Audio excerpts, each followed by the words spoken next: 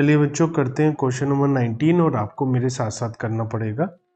अगर आप ऑलरेडी कर चुके हैं और कहीं कोई प्रॉब्लम आ रही है तो सीधा उसी पॉइंट पर जाकर देख सकते हैं, लेकिन अगर नहीं किया है तो आपको मेरे साथ करना चाहिए। ठीक है। Jadeja form a private limited company under the name of Jadeja Private Limited to take over its existing business as from 1st January, but the company was not incorporated till 1st April. तो business कब से खरीदा है? 1st जनवरी से। Incorporation कब हुआ? 1st अप्रैल को। तो 3 मंथ्स तो प्री पीरियड में हो गए। No entries related to transfer of the business were entered in the books, और ये बिजनेस 31 दिसंबर तक चलता रहा। तो 9 मंथ्स हमारे हो गए। तो 1:3 का रेशो हो गया time ratio. You are required to prepare trading P&L account for the year ending 31 दिसंबर, apportionate the period before and after incorporation, और बैलेंस शीट भी बनानी है। डिप्रिसिएशन टैक्सेशन को इग्नोर करना है। ट्रायल बैलेंस हमें दिया हुआ है। Stock purchases, carriage outward, travelling expense, commission, office salary, rent और ओपनिंग कैपिटल जडेजा का, director fee, fixed asset, current liability, current asset, preliminary expenses. You are given the following information: closing stock, purchase consideration 30,000 जो shares में दिया है। GP rate is constant, monthly cell in January, November, December were the double of the remaining months. तो हम sales ratio निकाल लेते हैं और साथ ही साथ लिखा है एज्यूम करिए कि कैरेज आउटवर्ड और ट्रेवल कमीशन सेल के रेशियो में है। चलिए ठीक है, क्वेश्चन हम करते हैं। तो टाइम रेशियो तो हम ऑलरेडी निकाल चुके हैं। टाइम रेशियो इज 1:3, और अब हम सेल्स रेशियो निकाल लेते हैं। तो सेल्स रेशियो शुरू में हमारे पास 3 महीने हैं और बाद में 9 महीने हैं। ठीक है, चलो मैं खुली जगह में करा देता हूँ सेल्स रेशियो, फिर मैं उसे हटा दूंगा। सेल्स रेशियो प्री पीरियड में हमारे पास 3 महीने हैं और पोस्ट पीरियड में हमारे पास 9 महीने हैं। इन्होंने हमें बता रखा है इस पॉइंट में कि जीपी कांस्टेंट है और मंथली सेल जनवरी, नवंबर, दिसंबर में डबल है। तो जनवरी प्री पीरियड में आ जाएगा, यहाँ जन आएगा और यहाँ नवंबर और दिसंबर आएगा। तो यहाँ पर 1 महीना और 2 महीना, 1 महीने की सेल डबल है और बाकी की सेल सेम है, सिंगल मतलब 1 रुपी है मान लेते। तो यहाँ पर 2 + 2 4 रुपीज़ की सेल हो गई प्री पीरियड में, और यह 9 महीने में से 2 महीना डबल है तो 4 रुपये, और 7 महीना सिंगल है मतलब 7 रुपये। 4 + 7 11, तो सेल्स रेशियो इज 4:11। तो सेल्स रेशियो भी हमने निकाल लिया। अब हमारे पास टाइम रेशियो आ चुका है, सेल्स रेशियो आ चुका है। हमें ज़्यादातर क्वेश्चंस में क्या दिया होता था? प्रॉफिट एंड लॉस अकाउंट, लेकिन इस क्वेश्चन में हमें प्रॉफिट एंड लॉस अकाउंट नहीं दिया हुआ। हमें प्रॉफिट नहीं पता है, तो हम क्या करते हैं, जीपी रेशियो निकाल लेते हैं। जीपी को सेल्स रेशियो में बांट देते हैं हमेशा की तरह। तो उसके लिए हमें ट्रेडिंग अकाउंट बनाना पड़ेगा। तो ट्रेडिंग अकाउंट बना लेते हैं। ट्रेडिंग अकाउंट की एक एक आइटम को हमें सेल्स रेशियो में डिवाइड करने की ज़रूरत नहीं है। तो एक तो ओपनिंग स्टॉक आ जाएगा इसमें 4300, परचेजेस आ जाएगा 18,900, सेल्स आ जाएगा 27,800, क्लोजिंग स्टॉक आ जाएगा 4400। और कोई डायरेक्ट एक्सपेंसेस है क्या? कैरिज आउटवर्ड, ट्रेवलिंग, रेंट, कोई और डायरेक्ट एक्सपेंसेस नहीं है। तो टोटल कर लेते हैं 27,800 प्लस 4400, 32,200 हमारा टोटल हो गया। जैसे 4300 माइनस कर देते हैं और 18,900 लेस कर देते हैं, हमारे पास आ जाता है 9,000 रुपीज़। 9,000 हमारा जीपी आ जाएगा। तो ग्रॉस प्रॉफिट इज 9,000।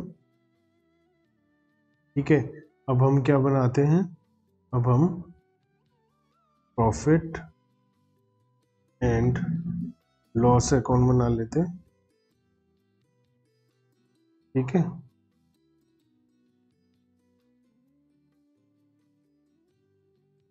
तो सबसे पहले ग्रॉस प्रॉफिट सेल्स रेशो में बांट देंगे और सेल्स रेशो था 4:11। ये हमारा पी पीरियड की आइटम आएंगी, यहाँ पर पोस्ट की आएंगी। तो जीपी है 9,000, उसे 4 और 11 में डिवाइड कर देते हैं, 2400 और 6600। हमने इसको डिवाइड कर दिया है। अब हम एक एक करके आइटम को देख लेते हैं क्या क्या है हमारे पास। स्टॉक हम लिख चुके हैं, परचेज सेल लिख चुके हैं। अब हम लिखते हैं कैरिज आउटवर्ड। कैरिज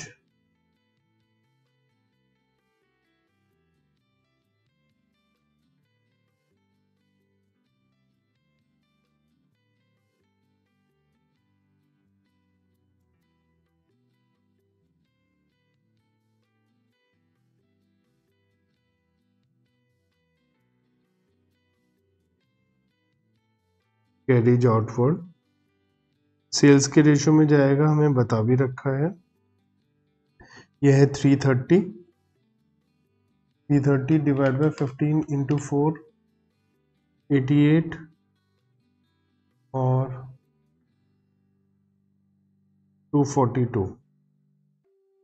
तो इसको हमने प्री पोस्ट पीरियड में डिवाइड कर दिया। नेक्स्ट है ट्रेवलिंग कमीशन, इसके लिए भी यही बात बोली हुई है।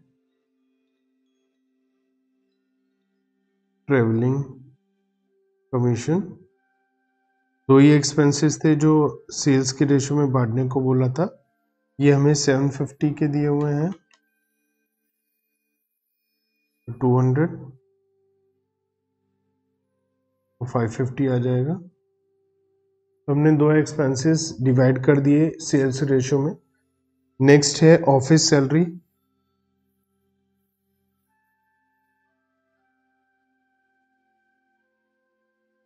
जो ऑफिस सैलरी है टाइम के रेशो में जाएगा 1:3 और ऑफिस सैलरी हमें दी हुई है 2100। तो 2100 को 4:3 में डिवाइड कर देते हैं, 525 और 1575, क्योंकि सैलरी हमारी टाइम के हिसाब से एक्सपेंस होती है। नेक्स्ट है रेंट एंड रेट, ये भी हमारा टाइम के हिसाब से एक्सपेंस होता है और रेंट एंड रेट्स दिया हुआ है हमें 1200। 1200 divide by time ratio which is 4, तो 300 और 900 आ जाएगा। नेक्स्ट है जडेजा कैपिटल, ये तो हमारी बैलेंस शीट आइटम है। डायरेक्टर्स फीस कंपनी का है तो पोस्ट में आएगा और डायरेक्टर फीस है 1800। फिक्स्ड एसेट बैलेंस शीट में, करंट लायबिलिटी बैलेंस शीट में, करंट एसेट बैलेंस शीट में, प्रिलिमिनरी एक्सपेंसेस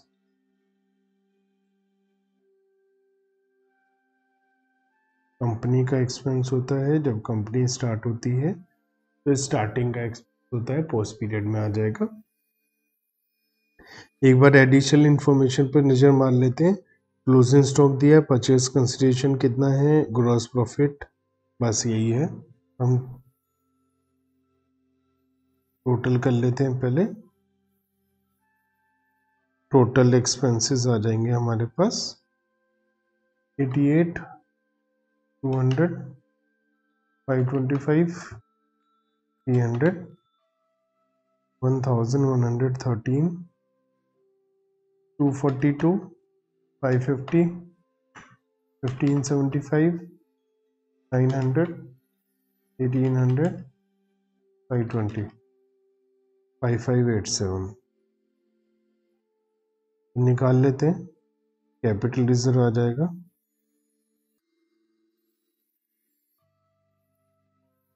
तो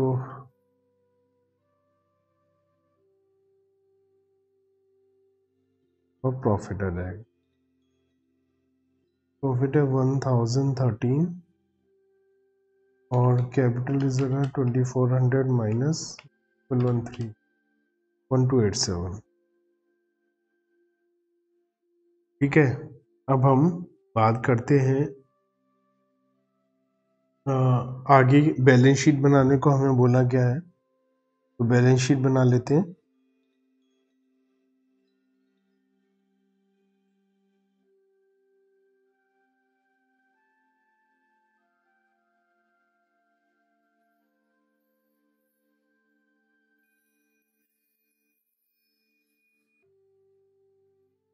तो ये हमारा ट्रेडिंग P&L हो गया। अब हमें बैलेंस शीट बनानी है, तो बैलेंस शीट के लिए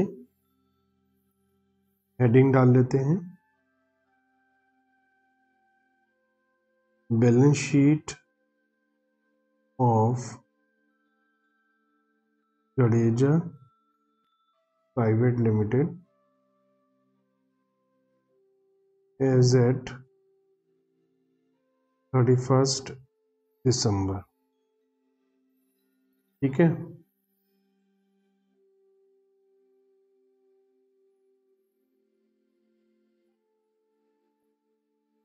सबसे पहले हमारी हेडिंग आ जाएगी इक्विटी एंड लायबिलिटीज। इसमें फर्स्ट आ जाएगा शेयर होल्डर्स फंड, और शेयर होल्डर फंड में सबसे पहले आएगा शेयर कैपिटल। और वैसे तो इसके सबके नोट्स बनते, लेकिन हम एक आध चीज़ होगी तो वैसे ही कर सकते हैं, अदरवाइज उसका कायदे से तो नोट में जाना चाहिए। तो यहाँ पर हमें बता रखा है परचेज कंसिडरेशन की पेमेंट हमने करी है, और वो परचेज कंसिडरेशन की हमने पेमेंट करी है शेयर्स में। शेयर्स है हमारे 30,000 के, तो शेयर कैपिटल हमारी 30,000 की हो जाएगी। ठीक है, टाइम कम होगा तो यहीं पे लिख देना 3,000 इक्विटी शेयर्स ऑफ ₹10 ईच। ये हमारा हो गया शेयर कैपिटल। इसके बाद हमारे पास आता है रिजर्व एंड सरप्लस। तो रिजर्व एंड सरप्लस में एक हमारे पास प्रॉफिट है पोस्ट पीरियड का, और एक है प्री पीरियड का। प्री पीरियड का प्रॉफिट कैपिटल रिजर्व के नाम से आता है, और पोस्ट पीरियड का प्रॉफिट P&L के नाम से आता है। लेकिन हमें ये भी देखना पड़ेगा कहीं क्वेश्चन के अंदर गुडविल तो नहीं है, क्योंकि कैपिटल रिजर्व गुडविल से सेट ऑफ हो सकता है। हमें कैसे पता चलेगा गुडविल है या नहीं? तो आपको एक बात पता होनी चाहिए कि परचेज कंसिडरेशन मतलब जो हम पैसा दे रहे हैं, है ना, अगर वो ज़्यादा है नेटवर्थ से तो गुडविल आता है, कम है तो कैपिटल रिजर्व आता है। तो क्वेश्चन के अंदर बता रखा है कि कितने में बिजनेस को खरीदा है, सेकंड पॉइंट में। तो यहाँ बता रखा है कि 30,000 रुपीज़ में खरीदा है, तो 30,000 रुपये में खरीदा है। क्या खरीदा है? बिजनेस। बिजनेस की वैल्यू क्या है? जो साल के शुरू में कैपिटल थी, और साल के शुरू में कैपिटल का बैलेंस दिया हुआ है 23,000। तो आपने 23,000 रुपये का सामान, बिजनेस जिसकी नेटवर्क 23,000 है, उसके लिए आपने 30,000 की पेमेंट करी है। तो जो 7,000 आपने एक्स्ट्रा दिए हैं वो या तो कहो कैपिटल नेचर लॉस है या गुडविल के लिए दिए है, तो गुडविल आ जाएगी 7,000। अब गुडविल और कैपिटल रिजर्व आपस में सेट ऑफ हो जाते हैं। आपका कैपिटल रिजर्व कितना आया है? तो हमारा कैपिटल रिजर्व आया है 1287।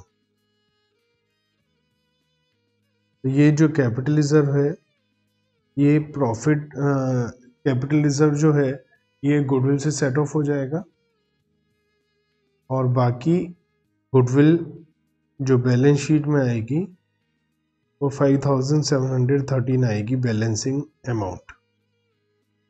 तो इसलिए रिजर्व एंड सरप्लस में तो मैं गुडविल कैपिटल रिजर्व नहीं लिख रहा हूँ, लेकिन यहाँ पर हम P&L के नाम से जरूर बैलेंस लिख देंगे। इसमें P&L के नाम से बैलेंस आ जाएगा। तो हमारे पास जो प्रॉफिट था 1013, वो हमारा प्रॉफिट आ जाएगा P&L में। अब हमारे पास नेक्स्ट आइटम होती है नॉन करंट लायबिलिटीज।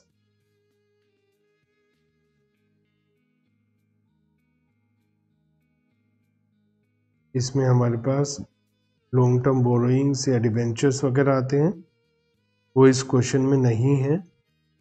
फिर आती है करंट लायबिलिटीज। करंट लायबिलिटीज के अंदर short term borrowings, paid payables, outstanding expenses, unearned income, ये सारी चीज़ें आती हैं। तो इसके अंदर हमें करंट लायबिलिटीज दिया हुआ है 3700 रुपीज़। 3700 की हमारी करंट लायबिलिटीज आ जाएंगी। टोटल कर लेते हैं 30,000 प्लस 1013 प्लस 37, तो 34,713 का टोटल आ गया। असेट साइड में सबसे पहले हम लिखते हैं non current assets. Non current asset में भी सबसे पहले फिक्स्ड असेट्स, उसमें भी टेंजिबल। तो हमारे पास फिक्स्ड असेट है 13,400 रुपीज़ की, ये लिख देंगे। और इंटेंजिबल असेट्स, इंटेंजिबल असेट में गुडविल आ जाएगा हमारा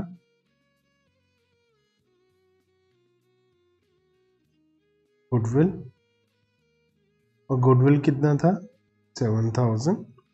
इसमें से कैपिटल रिजर्व एडजस्ट हो जाएगी 1287,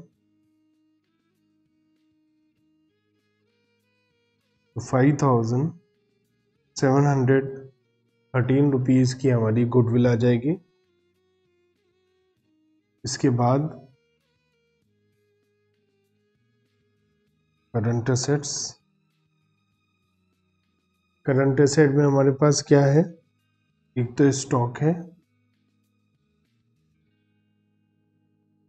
और स्टॉक 4400 का है,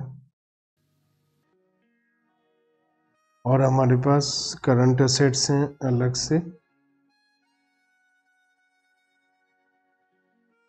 जिसकी वैल्यू है 11,200। टोटल कर लेते हैं 13,400, 5,713, 4,400 और 11,200। तो इसका टोटल भी आ गया 34,713। तो ये क्वेश्चन हमने और कंप्लीट कर लिया। ठीक है, उम्मीद है आपको समझ में आया होगा और किया होगा। तो जैसे ही आप इस क्वेश्चन को करें आप मुझे व्हाट्सएप कर दें कि हमने ये क्वेश्चन साथ साथ किया है, कब किया, तो मुझे भी पता चल जाएगा। कैसा लगा, समझ में आया नहीं आया, कोई प्रॉब्लम है तो वो भी आप मुझे ज़रूर बताइए। चलिए बच्चों, करते हैं एक और क्वेश्चन, क्वेश्चन नंबर 20। लेकिन आपको भी मेरे साथ साथ इस क्वेश्चन को करना होगा। 1 जून को नवजोत सिंह एंड कंपनी ने अपना बिजनेस बेच दिया है सिद्धू प्राइवेट लिमिटेड को 1 अप्रैल से 1 लाख रुपीज में। तो परचेज कंसिडरेशन कितना है बच्चों? 1 लाख। और इन्हें क्या क्या मिला है? गुडविल। तो हमें यहाँ से पता चल जाएगा कैपिटल रिजर्व आया या फिर गुडविल आई। तो इनके पास नेट असेट्स कितने की आई हैं? 30, 60,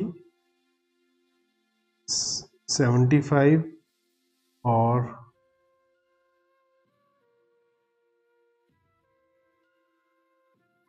1 लाख ही है। गुडविल दिया हुआ है तो 30 और 30 60 और 60 और 40 1 लाख। तो हमें गुडविल का अमाउंट दे दिया। टोटल 1 लाख रुपीज में बिजनेस खरीदा और क्या क्या खरीदा बता दिया। लिखा है सिद्धू का इंकॉर्पोरेशन हुआ 1 जून को। इन्होंने बिजनेस खरीदा है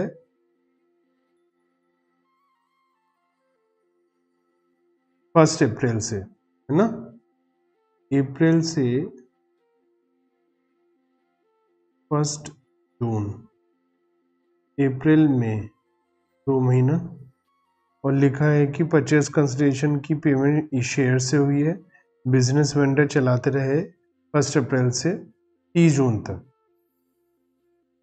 इसके बाद 30 जून तक चला, 1 महीना पोस्ट पीरियड। तो 2 महीना प्री पीरियड और 1 महीना पोस्ट पीरियड। तो ये केवल 3 महीने का हिसाब है। लिखा है कि same set of books maintain हुए और ट्रायल बैलेंस बनाया गया। हमने ट्रायल बैलेंस बता रखा है। कैपिटल अकाउंट है पार्टनर्स के। संडे क्रेडिटर्स अकाउंट है इंक्लूडिंग फॉर जून महीने की 5000 के क्रेडिटर्स है। 5000 के क्रेडिटर्स जून के हैं, मतलब पोस्ट पीरियड के हैं, और 5000 के प्री पीरियड के हैं। लेकिन अगर हम ऊपर देखें तो 1 लाख रुपीज में इन्होंने केवल असेट खरीदी है, लाइबिलिटी तो कोई खरीदी ही नहीं है। 1 लाख रुपीज में इन्होंने केवल और केवल असेट्स खरीदी हैं, लाइबिलिटीज नहीं खरीदी हैं। तो इसका मतलब ये परचेज नहीं करी, छोड़ दिया गया ऐसे। सेल्स है, सेल्स का रेशो हमें क्वेश्चन में देखते हैं, वैसे दिया हुआ नहीं है। और सैलरी वेजेस में 1000 रुपये सिटिंग फीस है डायरेक्टर की, ये तो अलग होनी चाहिए। Rent purchases Sidhu private limited, क्योंकि same set of books continue है तो सिद्धू प्राइवेट लिमिटेड कंपनी है वेंडर के लिए, परचेजिंग कंपनी, तो उसका अकाउंट खुला हुआ है। Expenses bank balance, goodwill, building और मशीनरी है नई परचेज करी है, ओपनिंग स्टॉक है और डेटर्स है। स्टॉक क्लोजिंग भी दिया है। 30 जून को नवजोत सिंह एंड कंपनी ने 10,000 रुपये नए शेयर इशू करे हैं, जिसमें से कंपनी ने प्रिलिमिनरी एक्सपेंसेस किया 6,000, टाइपराइटर खरीदा 3,000 का, ठीक है। और जो डेटर और क्रेडिटर हैं पुराने, वो किसके पास जाएंगे? पुरानी फर्म के पास, नवजोत सिंह एंड कंपनी के पास। तो हमें P&L अकाउंट बनाना है 3 महीने का और बैलेंस शीट भी हमें बनानी है। तो अब कुल मिलाकर इसमें सेल के बारे में कोई जानकारी नहीं दी गई है। तो टाइम रेशियो क्या है हमारा? 2:1। और सेल्स रेशियो क्या है? कुछ नहीं बताया, तो हम मानते हैं हर महीना बराबर सेल हुई होगी। और ये भी सेल्स रेशियो भी 2:1 टाइम के रेशियो में सेल्स रेशियो भी आ जाएगा, ठीक है। अब सारे के सारे एक्सपेंसेस को हमें 2:1 के रेशियो में डिवाइड करने हैं। केवल वो वाले एक्सपेंसेस जो केवल पोस्ट या केवल प्री में आते हैं उसे छोड़कर। और ऐसे एक्सपेंसेस कितने हैं? एक है 1,000 रुपये की डायरेक्टर फीस, ठीक है। और रेंट एक है प्रिलिमिनरी एक्सपेंसेस, जो हमें एडिशनल इंफॉर्मेशन में दे रखे हैं। तो ये दो एक्सपेंसेस ऐसे हैं जो पोस्ट पीरियड में आएंगे, अदरवाइज सभी एक्सपेंसेस 2:1 के रेशो में डिवाइड होंगे। तो एक काम हम कर सकते हैं टाइम बचाने के लिए कि हम ट्रेडिंग अकाउंट और पीएनएल मिक्स करके बना लें, केवल इन दो खर्चों को छोड़कर सब लिख दें और जो प्रॉफिट आएगा उसे हम टाइम के रेशो में या सेल के रेशो में, दोनों ही सेम है तो 2:1 में बांट दें। ऐसा करने से हमारा टाइम सेव हो जाएगा। क्या मैं कह रहा हूँ वो आपको समझा देता हूँ, आप भी कर लीजिए। तो यहाँ पर हम प्रॉफिट एंड लॉस अकाउंट बनाते हैं।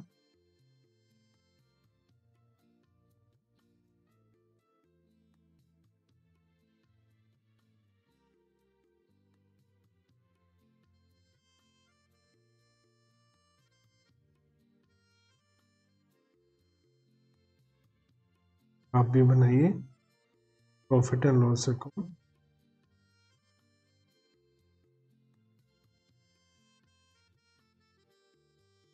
नेम ऑफ अकाउंट आ जाएगा, क्या बेसिस है वो आ जाएगा,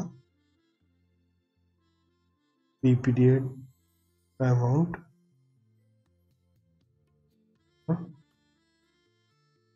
पोस्ट पीरियड का, particulars, basis, P and post. ठीक है, तो इसमें या तो वही मैंने बताया था कि हम लोग क्या करें, सीधा हम पीएनएल बना ले और उसमें इन दो खर्चों को छोड़कर सब लिख दें और 2:1 के रेशो में उस प्रॉफिट को बांट दें। सोल्यूशन में वैसा ही दिया है, तो मैं अब वैसा करा देता हूँ जैसा कायदे से होना चाहिए, जैसा हम नॉर्मली इसको बनाते। तो पहले ट्रेडिंग अकाउंट बनता,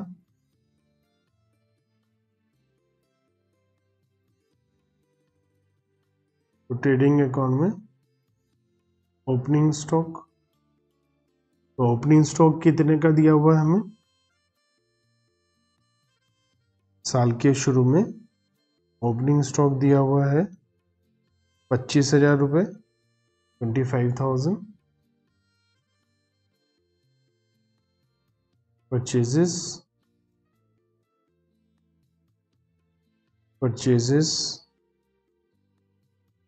की जो अमाउंट है वो 36,000 है।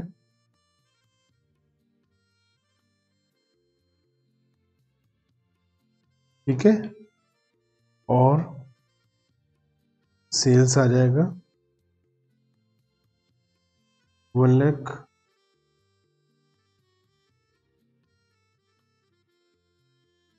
क्लोजिंग स्टॉक आ जाएगा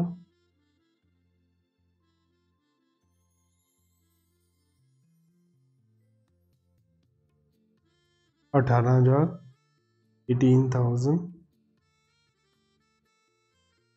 तो हमने सेल्स लिख दिया, हम लोगों ने क्लोजिंग स्टॉक, ओपनिंग स्टॉक और परचेजेस से लिख दिया।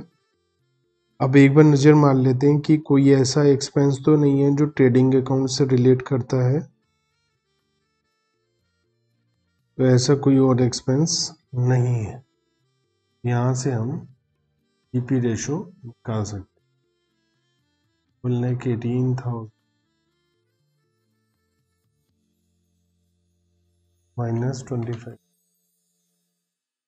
तो हमारा ग्रॉस प्रॉफिट आ गया 93,000। The gross profit, the ratio of 2:1,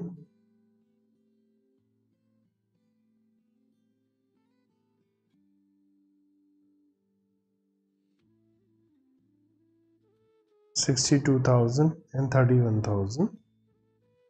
अब एक एक करके देखते हैं जो भी एक्सपेंसेस हैं।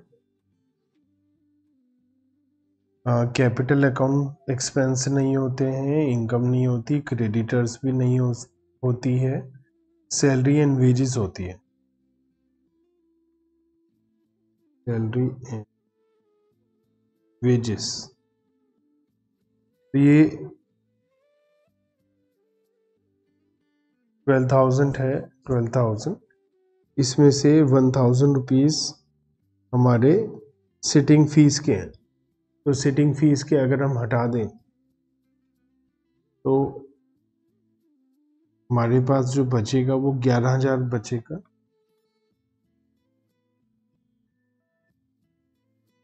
टू वन में डिवाइड कर देते हैं। 7,333, 3,667।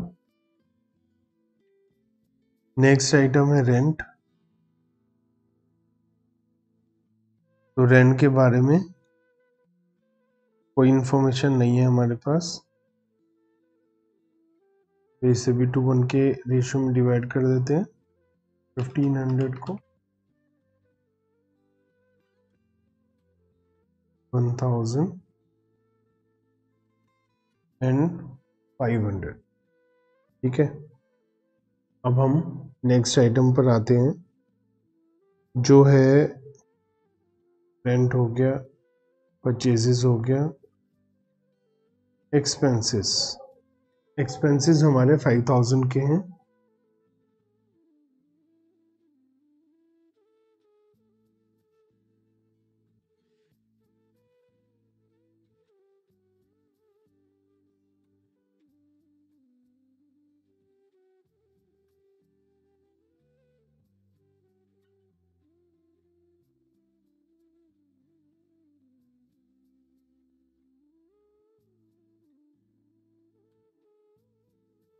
Expenses 5,000 divide by 3 multiply by 2, 3,333 और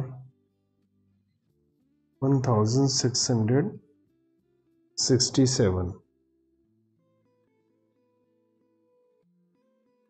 तो एक्सपेंसेस भी हो गया। बैंक बैलेंस बैलेंस शीट के आइटम है, गुडविल बैलेंस शीट के आइटम है, बिल्डिंग बैलेंस शीट के आइटम है, मशीनरी बैलेंस शीट की आइटम है। ओपनिंग स्टॉक हम लिख चुके हैं ट्रेडिंग में, और डेटर्स में कुछ नहीं है। तो ये अभी तक का हमने इंफॉर्मेशन देखा। अब इसके अलावा जो और इंफॉर्मेशन है वो है डायरेक्टर फीस, जो पोस्ट पीरियड को बिलोंग करती है, हमें पता है 1,000। प्रिलिमिनरी एक्सपेंसेस जब कंपनी स्टार्ट होती है तब होता है, पोस्ट पीरियड से रिलेटेड है, 6,000।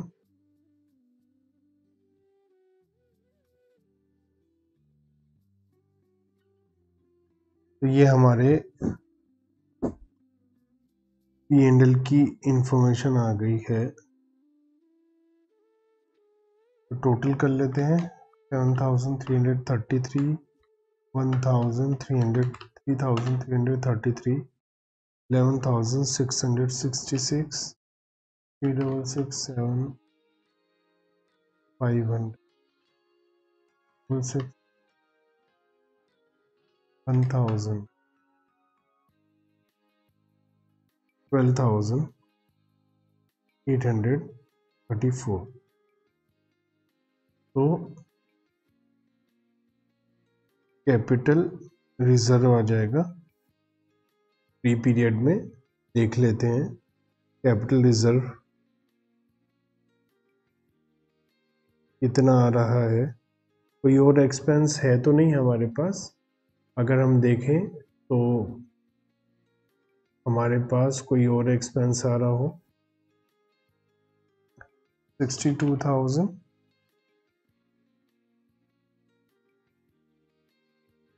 माइनस 11,666,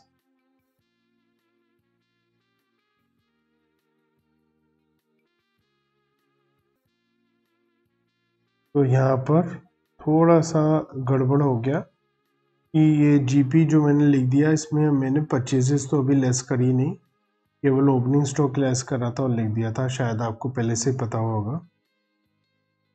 57,000 है, इसको हम 2:1 के रेशो में डिवाइड कर देते हैं।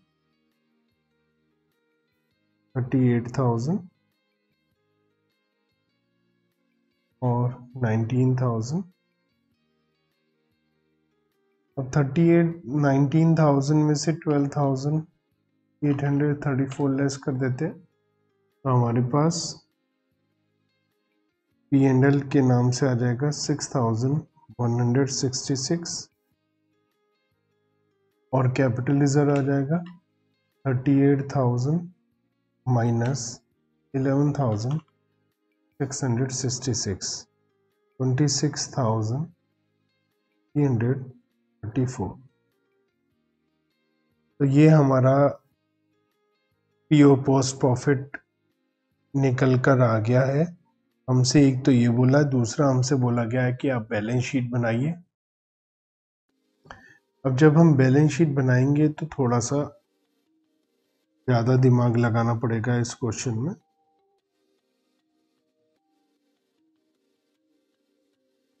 Balance sheet of Sidhu private limited as at 30 June. ठीक है, बैलेंस शीट बनेगी।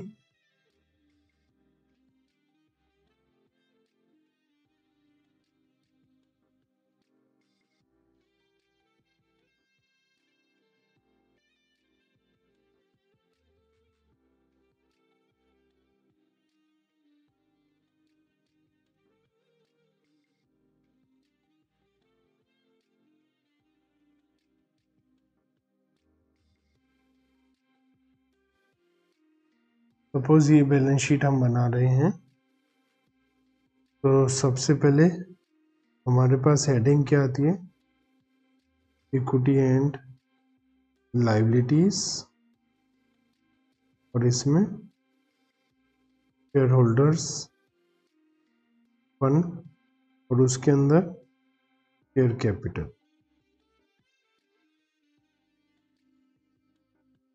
तो शेयर कैपिटल हमें लिखनी है। क्वेश्चन में बोला गया है कि हमने जब 1 लाख रुपए का बिजनेस खरीदा है तो हमने शेयर से पेमेंट करी है, और एक हमें बाद में इंफॉर्मेशन में बता रखा है कि 10,000 शेयर्स हमने एडिशनल 10,000 रुपीज़ के शेयर इशू करें। तो हमारे पास टोटल जो शेयर्स हो गए वो हो गए 1,10,000, और एक शेयर कितने का है ये हमें बताया नहीं है ना। तो रुपीज़ हमें नहीं बताया तो हम एज्यूम कर लेते हैं हमेशा कि इक्विटी शेयर 10 रुपये का है। तो हमारे पास 1,10,000 रुपये टोटल लिखने हमने। 1,10,000 रुपये में से अगर 10 रुपये का एक शेयर है तो हमारे पास जो शेयर आ जाएंगे बैलेंस शीट के अंदर वो 1,10,000 के आ जाएंगे, और 11,000 शेयर होंगे, 11,000 शेयर्स और ₹10 ईच। अगर हम ये सब नहीं करना चाहते तो हम यहाँ पर नोट्स टू अकाउंट लिखेंगे और उसमें लिख देंगे। मैं यहीं पर ही कर रहा हूँ फिलहाल, 1,10,000। दूसरी हेडिंग होती है रिजर्व एंड सरप्लस।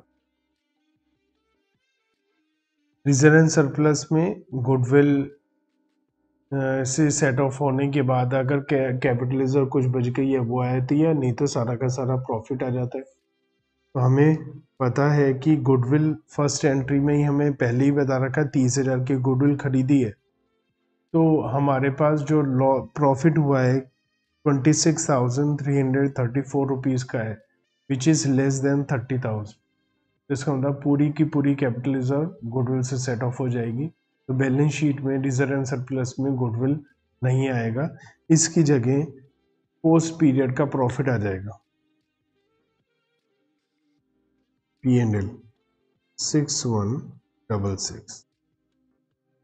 इसके बाद हमारी जो नेक्स्ट आइटम आती है वो आती है non current liabilities.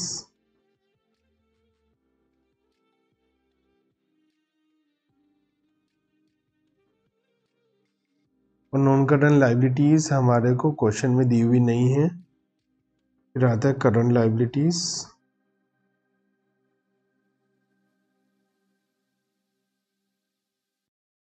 Current liabilities में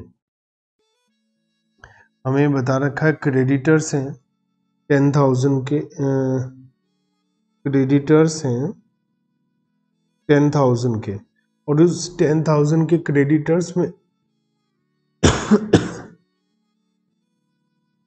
5,000 के नहीं हैं,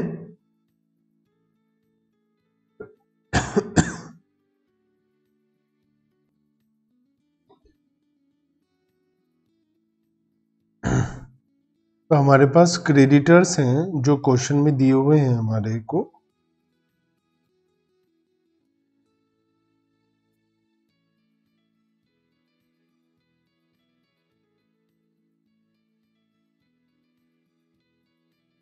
क्रेडिटर्स 10,000, जिसमें से 5,000 जून के हैं, 5,000 पुराने हैं। तो अब आप मुझे बताइए, कंपनी ने कोई क्रेडिटर्स तो खरीदे नहीं थे, क्योंकि कंपनी ने क्या खरीदा था, कंपनी ने केवल खरीदा था गुडविल, बिल्डिंग, मशीनरी और स्टॉक। तो जो पुराना क्रेडिटर्स है उसकी पेमेंट तो कंपनी करेगी नहीं, क्योंकि उन्होंने खरीदा ही नहीं है। तो नए वाले की पेमेंट होगी, और नए वाले हैं 5,000। तो क्रेडिटर्स हैं 5,000 के। ठीक है, अब नेक्स्ट हमारे पास असेट आ जाएगी।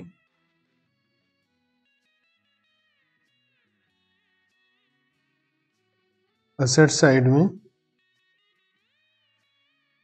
नॉन करंट असेट्स, और इसमें भी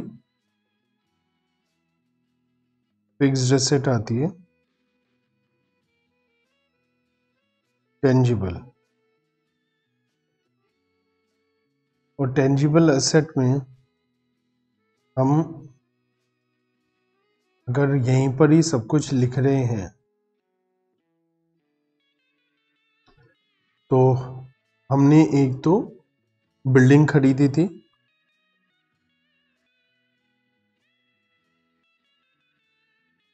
30,000 की, और हमने मशीनरी खरीदी थी 15,000।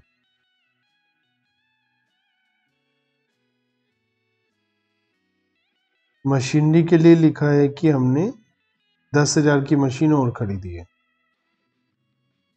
जो एक 1 अप्रैल के बाद में हमने खरीदी है। तो हमने 1 अप्रैल तक जो मशीन खरीदी थी वो मशीन की वैल्यू थी 15,000, और उसके बाद में हमने 10,000 की मशीन और खरीद ली, तो टोटल 25,000 की मशीन हमारे पास आ गई।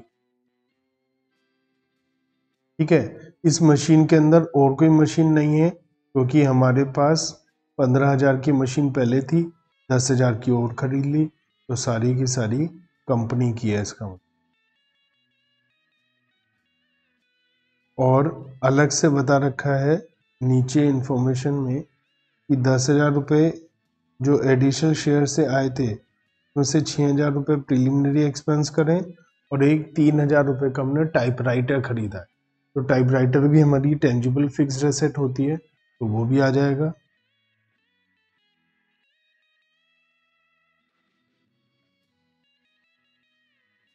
तो टोटल हमारे पास जो टेंजिबल एसेट्स हो जाएंगी वो 58,000 की हो जाएंगी। अब हम बात करते हैं इंटेंजिबल असेट्स की, जिसके अंदर हमारे पास है गुडविल। गुडविल 30,000 की गुडविल थी जो हमने खरीदी थी। इसमें से कैपिटल रिजर्व मैं माइनस कर देता हूँ, और कैपिटल रिजर्व आया था हमारा 26,334।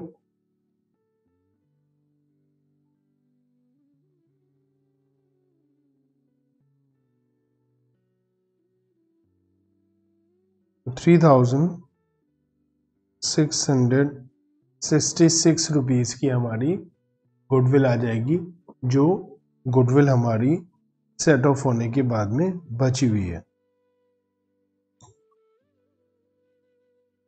अब हमारे पास इंटेंजिबल असेट के बाद में आता है करंट असेट्स।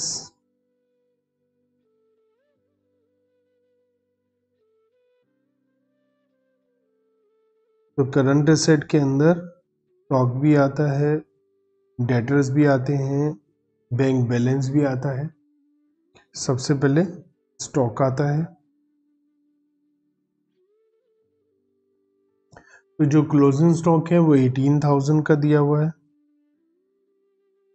और उसके बाद डेटर्स, और जो डेटर्स हैं वो बता रखा है 13,000 के हैं, लेकिन इसमें से 8,000 के डेटर्स ऐसे हैं जो जून से रिलेटेड है। तो आपको बताया गया था कि जो जून से रिलेटेड है वही आएंगे, क्योंकि डेटर हमने पहले तो खरीदे नहीं थे। तो डेटर्स हमारे आ जाएंगे 8,000 के, और बैंक बैलेंस है 3,500। हमने उस समय भी बैंक बैलेंस को खरीदा नहीं था, कितना आएगा। और बैलेंस शीट कैसे मैच होगी, उसके लिए अब हमें बहुत सारा काम करना पड़ेगा। क्या,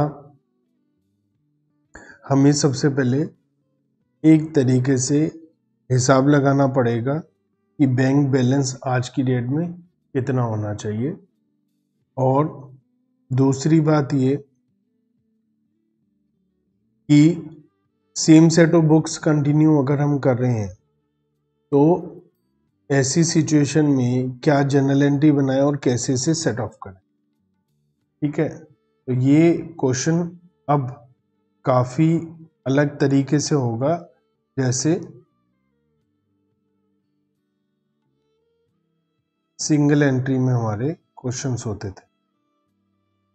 तो देख लेते हैं कैसे होगा, किस तरीके से होगा।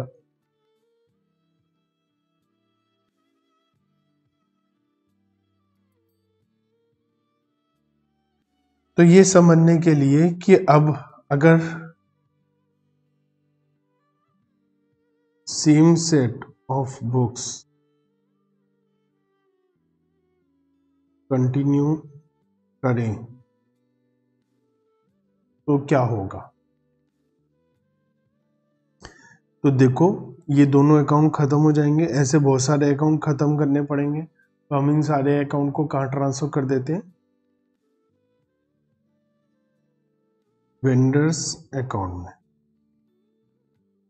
तो दैट हमें पता चल सके कि क्या बैलेंस आएगा वेंडर अकाउंट का, ये भी हमें पता चल सके। और सारे अकाउंट क्लोज करने तो ये वेंडर अकाउंट में ट्रांसफर करके ही करेंगे। जैसे कैपिटल अकाउंट है, बैलेंस शीट में, कंपनी की बैलेंस शीट में तो कैपिटल अकाउंट आएगा नहीं, तो इसे कहाँ क्लोज करूं, वेंडर अकाउंट में ट्रांसफर करके। तो कैपिटल अकाउंट है 36,000, 30,000 के, तो ये हमारी बैलेंस शीट से हट जाएंगे, अब ये बैलेंस शीट में नहीं आएंगे। क्रेडिटर्स, क्रेडिटर्स हैं हमारे पास 10,000 के, और मेरे ख्याल से ये इस टाइप का क्वेश्चन या सेम यही क्वेश्चन मैंने सिंगल एंट्री में शायद कराया था। तो 10,000 का हमारा क्रेडिटर्स है, जिसमें से 5,000 रुपये का क्रेडिटर्स हमारा पोस्ट पीरियड का है, तो 5,000 का प्री पीरियड का है जो परचेजर ने लिया नहीं है, तो ये भी वेंडर में ट्रांसफर हो जाएगा। क्रेडिटर 5,000, तो ये क्रेडिटर 5,000 ट्रांसफर कर दिया, तो बच गया 5,000, और ये जो 5,000 बच गया ये बैलेंस शीट में आ जाएगा, ये हमने लिख दिया। ठीक है, तो इसका हिसाब खत्म। सेल्स तो पूरा का पूरा हमने ट्रांसफर कर दिया था ट्रेडिंग में। सैलरी एंड वेजेस ये हमने ट्रांसफर कर दी थी, और 1,000 रुपये अलग से ट्रांसफर हो गए थे, रेंट हो गया था, परचेजेस हो गया था। सिद्धू प्राइवेट लिमिटेड, ये क्या है, डेबिट बैलेंस है, तो हम लोग क्या करते हैं, इसको खत्म कर देते हैं, क्योंकि परचेजिंग कंपनी का अकाउंट परचेजिंग कंपनी की बुक्स में तो आ नहीं सकता। तो सिद्धू प्राइवेट लिमिटेड के नाम से 10,000 आ जाएगा। ये है क्या एक्चुअल में, तो इन्होंने शेयर्स, एडिशनल शेयर्स खरीदे थे इन्होंने, तो इन्होंने शेयर खरीदे थे, तो बजाय इन्वेस्टमेंट या शेयर्स अकाउंट डेबिट, इन्होंने हमारी company Sidhu private limited debit to bank कर दिया, तो इसलिए वो 10,000 रुपये का नाम इन्हीं के नाम से अकाउंट में बैलेंस आ रहा है, तो उसको हमने क्लोज कर दिया, क्योंकि कंपनी के लिए तो ये अकाउंट कुछ भी नहीं है। एक्सपेंसेस ट्रांसफर हो चुका है, ठीक है। अब हम बैंक बैलेंस की बात करें, तो जो बैंक बैलेंस है ये हमें 3500 दिया हुआ है, जबकि हमें बोला क्या है कि हमने 10,000 के 30 जून को 10,000 रुपये, 30 जून मतलब आखिरी दिन, आज की डेट में 30 जून को नवजोत सिंह एंड कंपनी ने 10,000 रुपये दिए हैं, जिसमें से 6,000 प्रीलिमिनरी एक्सपेंस हो गए हैं और 3,000 रुपये का इन्होंने टाइपराइटर खरीद लिया है। तो इसका मतलब इनके पास इस समय 1,000 रुपये का बैलेंस होना चाहिए, 1,000 का बैलेंस होना चाहिए, और इस समय बैंक बैलेंस है 3,500 का। हम ऐसा एज्यूम कर सकते हैं कि और सब कुछ बिजनेस चलता रहा और सारे काम होते रहे, तो अगर हम चाहें तो 3,500 के 3,500, 3,500 का 3,500 बैंक बैलेंस हम मेंटेन कर सकते। हम चाहें तो कोई टेंशन नहीं है, बैंक बैलेंस 3,500 का मेंटेन कर सकते हैं, चाहें तो केवल 1,000 का मेंटेन कर सकते। लेकिन बीच में कुछ एक्सपेंस हुए हैं, बहुत सारे एक्सपेंसेस वगैरह भी हुए हैं, तो अगर हम इसको पूरा 3,500 का बैलेंस माने कि ये कंपनी का है, तो वो भी गलत नहीं है। तो मैं सॉल्यूशन में तो मैंने 1,000 रुपये का ही बैंक बैलेंस दिया हुआ है, लेकिन मैं आपको समझा रहा हूँ कि अगर हम 1,000 रुपये का बैंक बैलेंस ना लिख करके बैलेंस शीट के अंदर अगर हम 3,500 रुपये का बैंक बैलेंस लिखेंगे तो भी वो गलत नहीं हो, ठीक है। तो 3,500 का हमारा बैंक बैलेंस आ गया। तो हमारा बैलेंस शीट मैच हो रहा है या नहीं, लाइबिलिटी साइड में 1,10,000, 6,166 और 5,000, ये आ रहा है टोटल 1,21,166, और असेट साइड का है 58,000, 3,666, 18,000, 8,000 और 3,500। इसका टोटल है 91,166। तो जो डिफरेंस है 121, 166, ये हमारा भी काफ़ी डिफरेंस आ रहा है, 30,000 का डिफरेंस आ रहा है। तो ये क्यों आ रहा है, कैसे आ रहा है, अभी हम देख लेते हैं। तो हमने क्या करा, बैंक बैलेंस को एज इट इज लिख दिया, तो इसका हिसाब भी खत्म हो गया है। अब है गुडविल। गुडविल है 25, जबकि हमने तो 30 में खरीदी है, तो बैलेंस शीट में तो 30 की होनी चाहिए, तो 5,000 से गुडविल को बढ़ा दे, तो एंट्री होगी गुडविल डेबिट टू वेंडर, तो यहाँ पर 5,000 से आ जाएगा गुडविल। बिल्डिंग 20 की है और हमने खरीदी थी 30 में, हमने कितने में खरीदी थी, 30,000 में, और गुडविल है कितने की, गुडविल है, ये बिल्डिंग है 20 की, खरीदी थी 30 की, तो ये भी हम 10,000 से बढ़ा देते। नेक्स्ट आइटम है मशीनरी, ये तो एज इट इज आ जाएगी, सही है, इसमें कोई चेंजेस नहीं है। ओपनिंग स्टॉक 25 का 25 में खरीदा था, उसमें कोई टेंशन नहीं है। और बात करते हैं डेटर्स की, अब डेटर्स में हम देखते हैं तो हमें डेटर्स में 8,000 रुपये का जून का डेटर है, तो वो हमने बैलेंस शीट में लिख दिया था। तो 5,000 रुपये का हमारा जो डेटर है, इसका मतलब उसको हमें रिड्यूस करना है, तो उसे हमें क्रेडिट करना पड़ेगा। तो उसे अगर हम क्रेडिट कर देंगे तो डेबिट किसको करेंगे? वेंडर को। एंट्री क्या हो जाएगी हमारी? हमारी एंट्री हो जाएगी वेंडर डेबिट टू डेटर, और ऐसा करने से हमारे अपने आप ही डेटर 8,000 के रह जाएंगे। 13,000 रुपीज़ के डेटर हैं, उसमें से हमने रिड्यूस कर दिया 5,000 रुपये डेटर्स। ठीक है, अब हम लोगों ने शेयर्स इशू करने हैं। ठीक है, शेयर्स बैलेंस शीट में कैसे दिखाई देंगे? शेयर की एंट्री तो आई नहीं, तो कैसे आएगी? Vendor debit to equity share capital 1,10,000। 1,10,000 से हम इक्विटी शेयर इशू करने की एंट्री दिखा सकते हैं, या अगर हम चाहें तो यहाँ पर 1,00,000 के ही इशू करें, और जो 10,000 के हैं उनका हिसाब तो अलग है। और उनका हिसाब क्या है?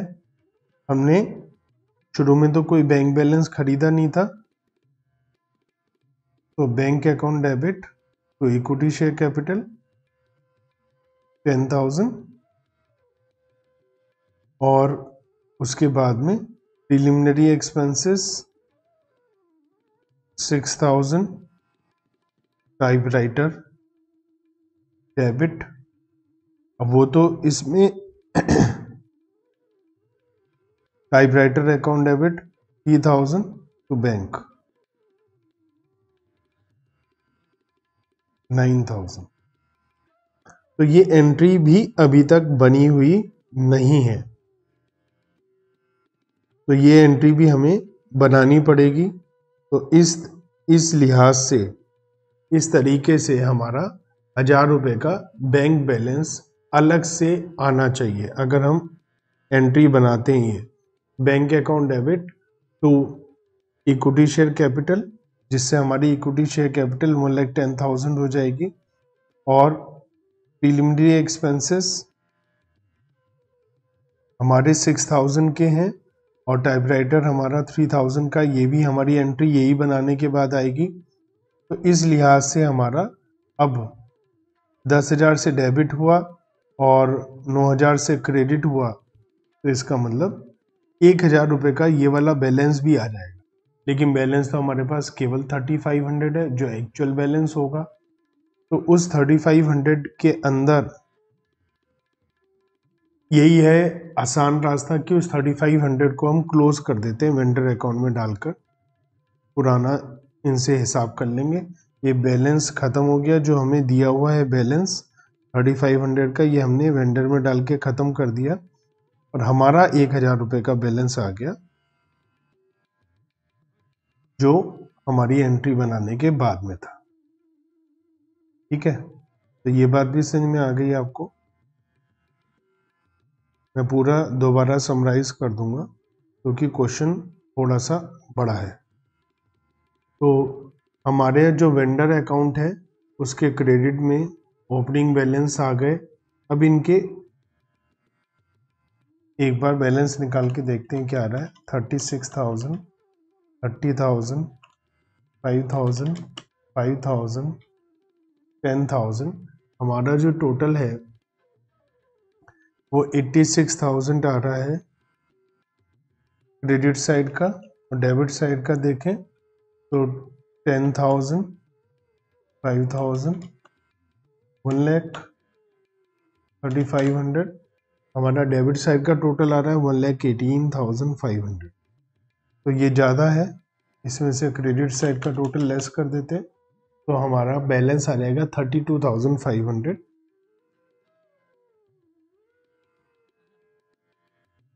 Balance carried down 32,500। 32,500 रुपये का बैलेंस आ रहा है हमारा 32,500। ये 32,500 रुपये डेबिट बैलेंस है वेंडर का, तो मैं क्या करता हूँ यहाँ पर डेटर्स में वेंडर्स का अकाउंट जोड़ देता हूँ या अलग से लिख देता हूँ, बात एक ही है। यहाँ पर लिख कर दिखा देता हूँ मैं, डेटर्स 8000, वेंडर्स 32,500, तो ये हो गया 40,500 और बैंक बैलेंस है 1000।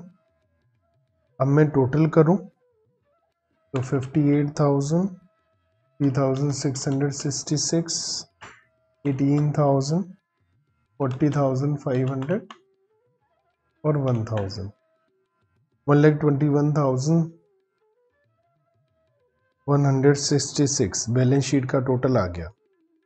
तो सारी की सारी जो मारामारी थी वो एक ही चीज की थी, और वो क्या है, वह है वेंडर का बैलेंस 32,500। ये हमें निकालना था कि वेंडर से 32,500 हमने लेने हैं। तो दोबारा से समराइज कर देता हूँ इस पूरे क्वेश्चन को। देखिए इसमें तो कोई इशू है ही नहीं, प्री पोस्ट पीरियड का प्रॉफिट लॉस निकालना, जीपी नहीं दिया था हमने जीपी निकाल लिया और उसके बाद में प्री पोस्ट प्रॉफिट निकाल लिया, इसमें तो कोई इशू नहीं है। उसके बाद हमने बैलेंस शीट बनाने लगे। बैलेंस शीट में अब दिक्कत है कि बैलेंस शीट बनती है ट्रायल बैलेंस से, और ट्रायल बैलेंस तो अजीबोगरीब है, ट्रायल बैलेंस के अंदर तो कोई एंट्री नहीं हुई है अभी तक। तो अगर एंट्री हो गई होती तो टेंशन ही नहीं थी, एंट्री नहीं हुई और same set of books maintain हो रही है। तो हमें क्या करना पड़ा, हमें इसे ठीक करना पड़ेगा। अब ये देखो ध्यान से कि ये जो ट्रायल बैलेंस है, इस ट्रायल बैलेंस में कुछ चीजें ऐसी हैं जो कंपनी में नहीं आनी चाहिए, जैसे कि कैपिटल अकाउंट पार्टनर के क्यों आएंगे, तो इसे हमने खत्म कर दिया। कैपिटल अकाउंट सिंक का क्यों आएगा, हमने इसे खत्म कर दिया। क्रेडिटर्स क्यों आएंगे, पुराने वाले, तो हमने उसे भी पुराने क्रेडिटर खत्म कर दिए। सेल आएगा, ठीक है, वो तो ट्रेडिंग में गया, और सैलरी आएगा, ठीक है, रेंट ठीक है, परचेजेस। ये सिद्धू प्राइवेट लिमिटेड का अकाउंट क्यों आएगा, इसे हमने खत्म कर दिया। एक्सपेंसेस बैंक बैलेंस का, बैंक बैलेंस, इसके लिए हमने अभी अभी देखा कि हमने एंट्री बनाई और उस एंट्री में 1,000 रुपए का बैलेंस हमारा अलग से इंक्रीज हो रहा था। तो वो 1,000 रुपए का जो बैलेंस है वो इंक्रीज हो रहा था, तो 1,000 का बैलेंस हमने लिख दिया और ये पूरा का पूरा वेंडर में डाल के खत्म कर दिया। अगर हम इसे वेंडर में नहीं डालते सपोज, तो हमारा क्या होता, कोई टेंशन नहीं है। अगर हम वेंडर में नहीं डालते तो हम 1,000 की जगह, 1,000 की जगह हमारा बैंक बैलेंस 4,500 होता और वेंडर का बैलेंस 29,000 होता। तो 29,000 प्लस 8,000 37,000, टोटल 58, 3,666, 18,000, 37 एंड 45, तो टोटल हमारा यही आता। तो हम ऐसा भी कर सकते थे, इसमें कोई बुराई नहीं है, ऐसा भी हो सकता था। और भी ऑल्टरनेटिवली हो सकता है कि हम लोग सब कुछ ही वेंडर अकाउंट के थ्रू करते। ये मैंने तब बताया जब वेंडर अकाउंट में ये 3,500 रुपये ट्रांसफर ना करे जाए तो क्या होगा। ठीक है, एक काम और हो सकता है कि हम लोग क्या करें कि जो बैलेंस है बैंक बैलेंस उसे हमने ट्रांसफर, बैंक बैलेंस को अगर हमने ट्रांसफर नहीं किया तो हमारा वेंडर का बैलेंस कम हो गया 29,000। ये बात मैंने बताई।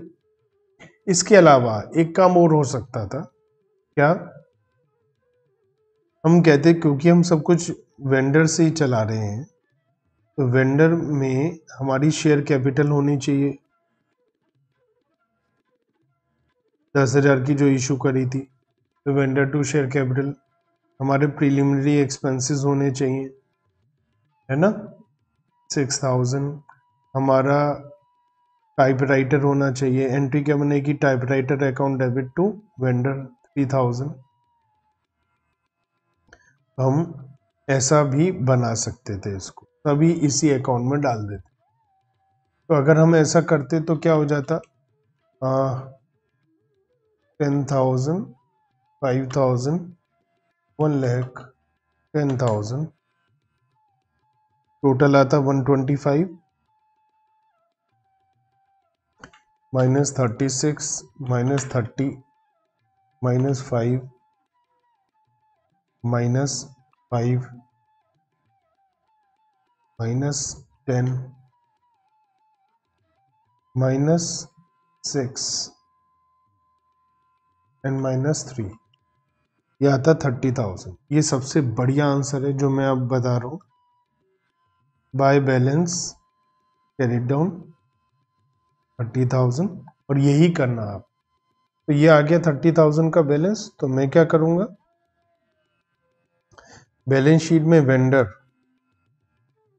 अकाउंटिंग है ना, बहुत सारे तरीके से हो सकती है। अकाउंटिंग में बहुत सारे ऑप्शंस होते हैं नोट डालकर, और ये मेरा जो बैलेंस है ये 3,500 ही रहेगा, जो बैलेंस हमारा दिया हुआ है।